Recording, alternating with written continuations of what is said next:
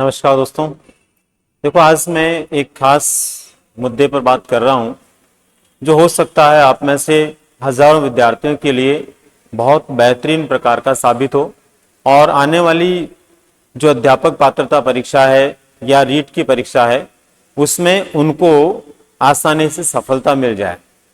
दोस्तों, ये वीडियो बनाने के पीछे मेरा सबसे बड़ा जो कारण रहा, वजह रही, वो ये है कि जैसे जैसे इसकी डेट का जनवरी के महीने में तय होना, इस तरह की सूचनाएं लोगों को मिली, विद्यार्थियों को मिली, वैसे वैसे बहुत सारे लोगों में इस पात्रता परीक्षा को लेकर के एक मानसिक दबाव पैदा हो गया कि क्या इतने से कम समय में हम पात्रता परीक्षा में सफल हो पाएंगे, या कहीं ऐसा नहीं हो जाए कि हम ग्रेड 3 की तैयारी कर रहे हैं और हमारे साथ में कोई दिक्कत हो जाए। तो दोस्तों, इसको लेकर के मैं कुछ सामान्य सी चर्चाएं आपसे कर रहा हूं। उम्मीद करता हूं यदि मेरे इन विचारों के साथ में आप मैच करते हैं या मैं जैसा कह रहा हूं वैसे आप सकारात्मक सोचते हैं तो ये वीडियो आपके लिए बहुत ही बेहतरीन साबित हो सकता है। बिना स्किप के आपको पूरा देखने का प्रयास करना है और खास बात यह है कि इसकी एक एक बात को समझने की कोशिश करना है। मैं एक सामान्य विद्यार्थी के रूप में बात कर रहा हूं, मैं किसी प्रतिभाशाली विद्यार्थी की बात नहीं कर रहा हूं और एक बहुत कमजोर विद्यार्थी की बात नहीं कर रहा हूं, लेकिन एक एवरेज जो विद्यार्थी होता है, जो मेहनत करके सफलता को प्राप्त करता है, उस विद्यार्थी को लेकर के मैं इस वीडियो के माध्यम से चर्चा कर रहा हूं। दोस्तों, मुद्दा हमारा क्या है? रीट पास करने के लिए फॉर्मूला जीतना तय। क्या फॉर्मूला है? ऐसा कोई सूत्र नहीं है दोस्तों कि जैसे ब्याज निकालने के लिए हम जो है सरल ब्याज का या चक्रवृद्धि ब्याज का सूत्र लगा करके ब्याज निकाल लेंगे, ऐसा नहीं है। ये कुछ समझने की बात है। आखिर हम किस तरह से हमारी पढ़ाई को एक दिशा दें, हमारी तैयारी को एक दिशा दें कि हम निश्चित रूप से अध्यापक पात्रता परीक्षा में सफल हो ही जाएं। तो इसके लिए दोस्तों मैंने कुछ खास बातें आप लोगों के लिए पहले चिन्हित की है, विशेष रूप से विश्लेषणात्मक तरीके से उनका अध्ययन किया है और एवरेज विद्यार्थी कितना उसमें कर सकता है, कितना स्कोरिंग उसका हो सकता है, उसको ध्यान में रखते हुए मैंने कुछ खास बातें आप लोगों के लिए तैयार किए, कुछ आंकड़े आप लोगों के लिए तैयार किए, उनको आप लोगों को समझने का प्रयास करना है। दोस्तों, सबसे पहले तो यहां देखिए, रीट में सफलता का फॉर्मूला क्या हो, और वो भी कब दोस्तों? जब आप ग्रेड 3 की तैयारी कर रहे हो, यानी ग्रेड 3 के लिए आप तैयारी कर रहे हैं और उसी के साथ में आप जो है रीट की परीक्षा में भी सफल होना चाहते हैं। अच्छा, ये बात मैं उन विद्यार्थियों के लिए भी बोल रहा हूं जो पहली बार अध्यापक पात्रता परीक्षा के लिए तैयारी कर रहे हैं, और उन विद्यार्थियों के लिए भी जो ग्रेड 3 की तैयारी में जुट चुके हैं, पहले से लगे हुए हैं, लेकिन अभी तक उन्होंने पात्रता को सिद्ध नहीं किया है, यानी पात्रता परीक्षा में वो सफल पहले से नहीं है, तो वो चाह रहे हैं कि ग्रेड 3 के साथ में पात्रता भी हमारी क्लियर हो जाए। तो उन्हीं विद्यार्थियों के लिए विशेष रूप से वीडियो रहने वाला है। सभी विद्यार्थी भी इसको देखते हैं तो किसी के लिए नुकसानदायक नहीं है। हर व्यक्ति को कुछ ना कुछ एक नई बात जरूर मिलेगी जो उसके लिए आने वाली इस परीक्षा के लिए खास या महत्वपूर्ण साबित हो सकती है। दोस्तों, सबसे पहले तो ये देखिए आप, मैं एक सिंपल और सामान्य बात कर रहा हूं एक सामान्य विद्यार्थी के हिसाब से कि आपके पाठ्यक्रम में 3 जो आपके पार्ट हैं वो दोनों में कॉमन है, चाहे आप लेवल 1 का दे रहे हैं चाहे लेवल 2 का दे रहे हैं। यानी कि मैं जो बात कर रहा हूं दोस्तों वो लेवल 1 और 2 दोनों के लिए बात कर रहा हूं। सेकंड में चाहे आपके एसएसटी है चाहे मैथ साइंस है, कोई फर्क नहीं पड़ने वाला, हम उसी हिसाब से बात कर रहे हैं जो आप सभी के लिए महत्वपूर्ण हो। दोस्तों, सबसे पहले बाल विकास यानी सीडीपी यानी बाल विकास और शिक्षा शास्त्र वाला आपके पार्ट होता है। इसमें दोस्तों आपके 30 प्रश्न आने होते हैं। अब आपको करना क्या है, आपको यह ध्यान रखना दोस्तों, ये आपका एक महत्वपूर्ण पार्ट है। कुछ भी हो जाए, कैसे भी हम तैयारी करें, लेकिन हमारी तैयारी इतनी मजबूत होनी चाहिए इस विषय की कि 25+ प्रश्न हमारे सही हो। टोटल कितने प्रश्न आने? 30 में से कितने प्रश्न सही होने चाहिए हमारे? कम से कम 25+ प्रश्न सही हो। इस लेवल की हमें तैयारी करनी है। और दोस्तों, इस लेवल की तैयारी करने के लिए आप लोगों को, जहां तक मेरा मानना है, एक सामान्य विद्यार्थी को कम से कम 2 घंटे रोजाना इस विषय को देना चाहिए। आज से ही ये प्रण कर लो कि मुझे 2 घंटे इस विषय को देना ही देना है। अगर 2 घंटे प्रतिदिन आप इस विषय के साथ मेहनत करते हैं, बहुत अच्छे से इस विषय को समझते हैं, तो दोस्तों सुनिश्चित रूप से आप इस विषय के अंदर उस लेवल तक जा सकते हैं कि आप 25 प्लस प्रश्न सही कर लेंगे। अब सवाल ये आता है कि हम इसको कैसे पढ़ें। अगर आप कहीं से भी कोचिंग कर रहे हैं तो वहां के सभी टीचर्स पूरी मेहनत करते हैं और अच्छे से चीजों को बताने की कोशिश करते हैं। उनके द्वारा बताई गई चीजों को आप फॉलो करें।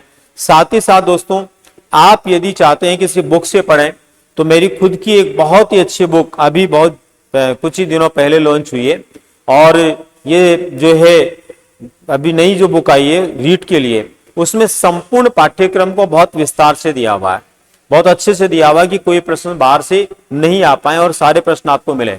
उससे भी आप अपनी तैयारी कर सकते हैं। सहज इंडिया पब्लिकेशन के माध्यम से वो बुक आई है।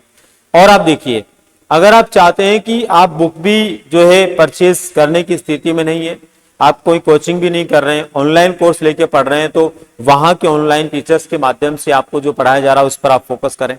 और दोस्तों, इन तीनों से हट करके भी आप यूट्यूब के माध्यम से भी अपनी तैयारी करना चाहते हैं तो मेरे खुद के चैनल पे भी बहुत सारे वीडियोज ऑलरेडी इस विषय के पड़े हुए हैं, और एक दो दिन बाद ही मैं इसके अंदर जो अपनी विशेष क्लास है वे शुरू करने वाला हूं।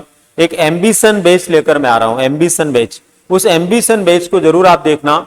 उसके अंदर मैं लगभग 30 घंटे की क्लासें लेकर आने वाला हूं, और 30 घंटे के अंदर रीट में जो साइकोलॉजी में प्रश्न पूछे जाते हैं उन सभी टॉपिक्स को बहुत अच्छे से क्लियर करवाने की कोशिश कर रहा हूं। तो ऐसी स्थिति में आप उसके माध्यम से भी अपनी तैयारी कर सकते हैं, किसी भी माध्यम से करें, लेकिन आपको सोचना है कि 25 प्रश्न और उससे ज्यादा प्रश्न आपके सही हो, यानी 25 मिनिमम टारगेट आपका होना चाहिए। मैक्सिमम आप 30 भी करें तो बहुत अच्छी बात है। इसके बाद दोस्तों, भाषा प्रथम। सामान्यतः हिंदी भाषा को लेने वाले विद्यार्थी ज्यादा होते हैं भाषा प्रथम में, इसलिए मैंने यहाँ हिंदी एक एग्जाम्पल के तौर पर लिखा है। 1 घंटा रोजाना आप इसको दें, क्योंकि इसमें बहुत बड़ा कोई मुद्दा नहीं है। अगर आप शुरू से हिंदी पढ़ रहे हैं, हिंदी भाषी विद्यार्थी हैं, तो यहाँ पर आप ज्यादा मेहनत भी नहीं करेंगे तो भी आप ठीक ठाक नंबर ले आएंगे। लेकिन 1 घंटा रोजाना आप अपने पाठ्यक्रम को अगर देते हैं नियमित रूप से, तो दोस्तों यहाँ पर आप इजीली कर पाएंगे। और यहाँ पर भी आपका टारगेट होना चाहिए भाषा के 15 में से कम 12 क्वेश्चन आपके सही हो जाएं। और यहाँ फर्स्ट लैंग्वेज में विधियों के 15 क्वेश्चन आते हैं, विधियों के 15 क्वेश्चन आते हैं दोनों ही लेवल में, फर्स्ट लैंग्वेज में केवल। तो यहाँ पर भी आप कम से कम 12 क्वेश्चन सही कर पाए, यानी यहाँ पर भी हमारा टारगेट ये हो कि 30 में से 25 प्लस प्रश्न हमारे सही हो जाएं। ये टारगेट लेके चलना है, इनको बहुत मेहनत के साथ पढ़ना है। जिसमें कम मेहनत करनी है वो भी मैं बताऊंगा, पर इनमें तो आपको भरसक प्रयास करना है। इनको ढीले नहीं छोड़ना है, आ जाएंगे नहीं, ये आपको लक्ष्य बनाकर इस लेवल तक जाने का प्रयास आपको करना है, मेहनत करनी है। भाषा द्वितीय में आपकी अंग्रेजी हो सकती है, संस्कृत हो सकती है, अन्य भाषा भी आपकी हो सकती है। इसको कम से कम 1 घंटा आप रोजाना दें, क्योंकि अन्य भाषा या दूसरी भाषा भी हम लेते हैं ना, तो हमारी पकड़ वाली विषय होती है, पकड़ वाली भाषा होती है, जिसको हम ऑलरेडी अच्छे से समझते हैं, उसी को हम लेना पसंद करते हैं। तो यहाँ पर भी आप 30 प्रश्न देखने को आपको मिलेंगे, और यहाँ पर भाषा के 20 और मेथड के यहाँ पर 10 क्वेश्चन आने। कोशिश करें कि भाषा के कम से कम 17 क्वेश्चन सही हो जाएं और मेथड के कम से कम 8 क्वेश्चन आपके सही हो जाएं।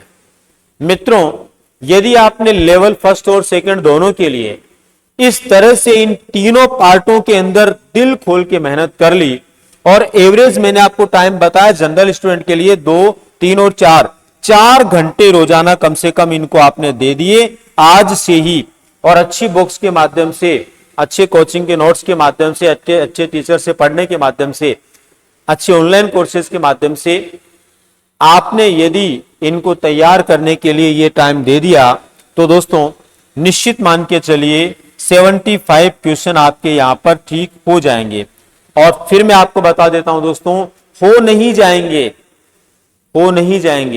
आपको ध्यान रखना है, ये 90 प्रश्नों में से 75 क्वेश्चन आपके सही होने ही चाहिए। इतना कोशिश आपको करना है, इतना प्रयास आपको करना है कि 90 क्वेश्चनों का पार्ट तीनों, यानी कि सीडीपी वाला, लैंग्वेज फर्स्ट और सेकंड, तीनों के 90 क्वेश्चन टोटल होते हैं। उनमें से आपको इन तीनों के लिए इतनी मेहनत करनी है कि कम से कम 75 क्वेश्चन आपके कंप्लीट हो जाएं।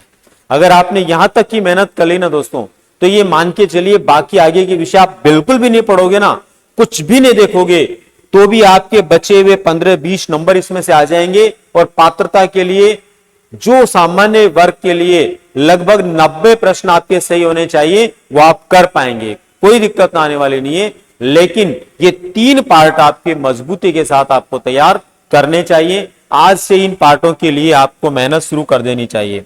अब बात करें दोस्तों हम लेवल फर्स्ट को लेकर के। लेवल फर्स्ट के अंदर आपके 2 विषय साथ में जुड़े होते हैं। एक आपका मैथ्स होता है, एक ईवीएस वाला पार्ट होता है। मैथ्स के अंदर भी आपके 30 क्वेश्चन आते हैं, ईवीएस यानी पर्यावरण में भी 30 क्वेश्चन आते हैं। यहाँ पर 20-20 क्वेश्चन आपके विषय के होते हैं, 10-10 क्वेश्चन आपके मेथड के होते हैं। मैं आपको यहाँ पर विश्वास के साथ कह सकता हूं कि आप सभी विद्यार्थी इनको एक एक बार भी ध्यान से देख लोगे ना, एक एक बार भी थोड़ा थोड़ा भी ध्यान से सामान्य मेहनत भी कर लोगे ना, तो इजीली 20 में से 10 क्वेश्चन आप गणित में सही कर सकते हो। और यहां पर भी आप जो है ईवीएस में 20 में से लगभग 12 क्वेश्चन सही कर सकते हो। ये मुझे भरोसा है सामान्य स्टूडेंट इतना कर पाएगा, लगभग 50-55% तो वो कर ही देगा इन विषयों में, सामान्य विद्यार्थी भी। और दोस्तों 8-8 प्रश्न आपके मेथड में इजीली सही हो जाएंगे अगर थोड़ी सी आपने मेथड में मेहनत कर ली तो, क्योंकि मैथ्स के और ईवीएस के मेथड बहुत टफ नहीं होते, बहुत आसान प्रश्न आते हैं। थोड़ी सी भी मेहनत आप कर लोगे ना, थोड़ा सा भी देख लोगे उनको, तो यहां पर अच्छे से आप कर पाएंगे। दोस्तों मुझे उम्मीद है कि यहां पर अगर आपने ठीक ठाक मेहनत कर ली, ठीक ठाक मेहनत का मतलब है 3 घंटे रोजाना गणित आपने पढ़ लिया, 3 घंटे रोजाना पर्यावरण आपने पढ़ लिया, ठीक है ना, तो आप इसमें बहुत अच्छा कर सकते हो। लेकिन इतना भी आप नहीं पढ़ पा रहे, इससे कम भी आप पढ़ पा रहे हैं ना, 3 घंटे से कम भी, तो भी आप 38 क्वेश्चन तो सही कर ही लेंगे। और दोस्तों यहां देखिए, अगर हम सीडीपी और भाषा वाली बात करें तो 75 क्वेश्चन का अपन जो है टारगेट लेके चल रहे थे, और यहां गणित के अंदर जो है हम गणित और ईवीएस में 38 प्रश्नों का टारगेट लेकर चलते हैं, तो हमारे 113 क्वेश्चन सही होने का टारगेट पूरा होता है, और 100% हम हमारी पात्रता को लेवल फर्स्ट के लिए सिद्ध कर पाते हैं। हमने यहां पर जो विचार किया उसके अंदर दोस्तों 23 प्रश्न ज्यादा हो रहे हैं आपकी पात्रता से, क्योंकि पात्रता आपको कितने में मिल जाने वाली है, सामान्य वर्ग को 90 प्रश्नों में, लेकिन यहां कितने हो रहे हैं, 113। इसका मतलब ये हुआ कि हमने जो टारगेट तय किया उसमें भी यदि आप थोड़े थोड़े पिछड़ जाते हैं तो भी आपको चिंता करने की आवश्यकता नहीं है।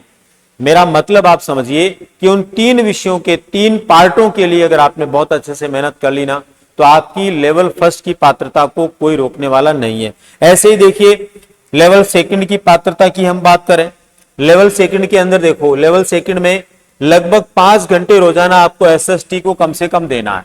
इससे कम भी देते हैं ना तो कोई बड़ा मुद्दा नहीं है दोस्तों, आप आराम से 50 प्रश्न विषय के आएंगे, उसमें से एक सामान्य विद्यार्थी 30 से 35 क्वेश्चन कर लेगा, मेथड के भी 7-8 क्वेश्चन वो कर लेगा, मुझे भरोसा है इतना प्रश्न वो कर लेगा। एक जनरल स्टूडेंट अगर थोड़ी सी भी वो मेहनत करता है, थोड़ा सा भी प्रयास करता है, थोड़ा सा भी पढ़ता है तो, ठीक है ना।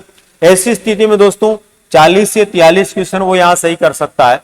ऐसे ही साइंस और मैथ्स के लिए भी 5-6 घंटे रोजाना आप थोड़ा मेहनत कर लेते हैं 1-2 महीने के लिए, तो यहां भी 60 क्वेश्चन आने होते हैं, 50 आपके विषय के और 10 विधियों के। कभी कभी यहाँ पर विधियों के प्रश्न ज्यादा हो जाते हैं क्योंकि यहाँ पर 2 विषय अलग अलग हैं, तो कभी कभी ऐसा हो सकता है कि ये 7-8-10 भी हो जाए, है ना, मतलब 10 है उसकी जगह 12-15 भी हो जाए, कोई ऐसा बड़ा मुद्दा नहीं है, लेकिन उसमें ज्यादा फर्क नहीं पड़ेगा ना, बहुत इजीली आप उनको कर पाएंगे। दोस्तों यदि यहां पर मैंने 16 और 19 का टारगेट ऐसे लिखा है कि जो साइंस के विद्यार्थी हैं उनका मैथ कमजोर हो सकता है, तो हो सकता है वो साइंस में 19 नंबर के सही प्रश्न कर दें और मैथ्स में 16 के कर पाए। मैथ्स का स्टूडेंट है, साइंस कमजोर है, तो उसका साइंस में 16 और मैथ्स में ये हो जाए। लेकिन हमने दोनों का कॉम्बिनेशन मानते हुए माना है कि लगभग 35 प्रश्न तो वो सही कर ही सकता दोनों में मिलाकर, और कम से कम 8 क्वेश्चन जो है मेथड में सही करता है, तो यहां पर भी 40 से 43 क्वेश्चन हो जाते हैं। दोनों को हम यहां देखें, सीडीपी वाले पार्ट को हमने देखा था, दोनों लेवल के लिए 75 क्वेश्चन का टारगेट लेकर आपको चलना है, और यहां विषय का आपने जो है 43 का टारगेट अपने को कम से कम लेके चलना है। तो टोटल आपके यहां पर कितना हो जाता है दोस्तों, 118 प्रश्न हमारे सही हो जाते हैं, और ये दोस्तों आप लोगों के लिए 28 प्रश्न ज्यादा है किससे, आपके 90 के पात्रता के स्कोर से।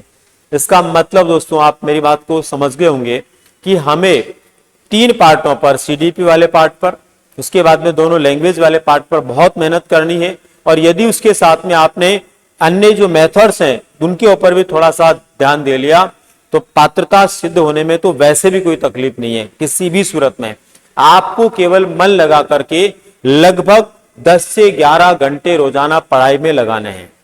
24 में से लगभग 10-11 घंटे आपको अपनी तैयारी में लगाने, रीट की तैयारी में। आपको इस रीट की परीक्षा से आसानी से सफलता मिल जाएगी और आप ग्रेड 3 के लिए योग्य हो जाएंगे।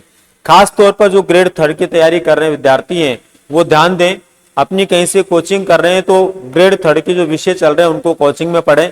उसके बाद का समय आप घर आकर किसको दें, केवल और केवल अपने इन्हीं पार्टों को दें, इसमें साइको मेथड का जो पार्ट है, इसके अलावा आपके लैंग्वेज का पार्ट है।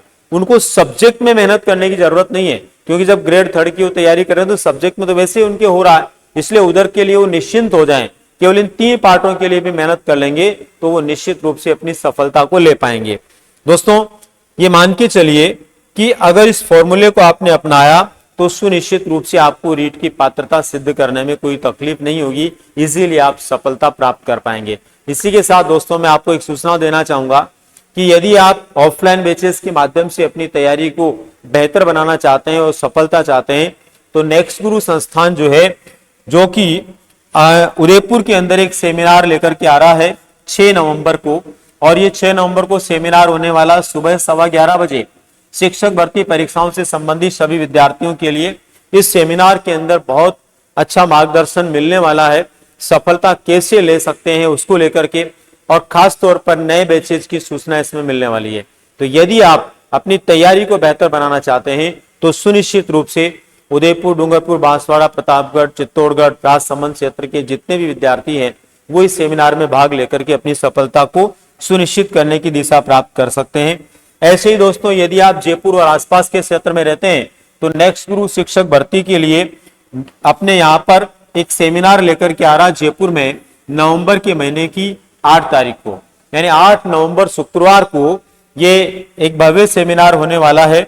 और ये होने वाला जयपुर सेंटर पर, गोपालपुरा बाईपास पर जूडियो शोरूम के सामने जो नेक्स्ट गुरु का संस्थान है, वहां पर ये सेमिनार होगा, वही 11:15 बजे, यानी 11:15 पर यह सेमिनार भी होने वाला है 8 नवंबर को।